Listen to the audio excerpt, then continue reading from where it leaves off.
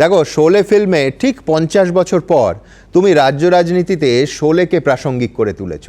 কাল তুমি বলেছ সিপিএম দলে গব্বর সিং আছেন, একেবারে ডর কা মাহল চালায়, ওখানে কথা বলা যায় না, ওখানে প্রশ্ন করা যায় না।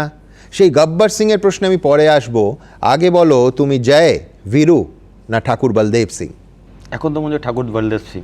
দুটো হাত কেটে ছেড়ে দেওয়া হয়েছে।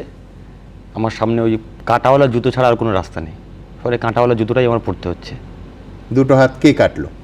গতকালকেরও বলেছি, আজকেরও বলছি, মতদর্শকে সামনে রেখে একদল নেতৃত্ব আছেন, যারা মতদর্শকে সামনে রেখে নিজের ব্যক্তি ইমেজকে প্রতিষ্ঠা করতে চায়, তারাই মেরেছে। এবং সেখানে প্রশ্ন করা যাবে না, প্রশ্নহীন আনুগত্য। প্রশ্নহীন আনুগত্য না থাকলে ডানা কাটা হবে। তুমি কাল যে শব্দটা ব্যবহার করেছো লবিবাজি, লবিবাজি হয়েছে তুমি প্রশ্ন করেছো বলে। একদমই, আমি আজকেরও স্বীকার করছি, আমি কেন, আমার মতো অসংখ্য কর্মী সমর্থক আছে যারা প্রতিদিন লবিবাজির শিকার হচ্ছে। আমি নিজের চোখে দেখেছি ছাত্র রাজনীতি করবার সময়। এখনও সেই লবিবাজি চলছে, স্টিল নাও টুডে এখনও পর্যন্ত সেই লবিবাজি কোথাও না কোথাও, কোনো ব্রাঞ্চে, কোনো ইউনিটে, কোনো লোকালে এখনও লবিবাজির শিকার হচ্ছে। আজকে হয়তো একটা প্রতিকূল সামনে প্রকাশ্য বলেছে, এরকম হাজারো হাজারো প্রতিকূলের মতো প্রশ্ন আছে যারা হয়তো বলার সাহস পাচ্ছে না বা বলতে দেওয়া হচ্ছে না।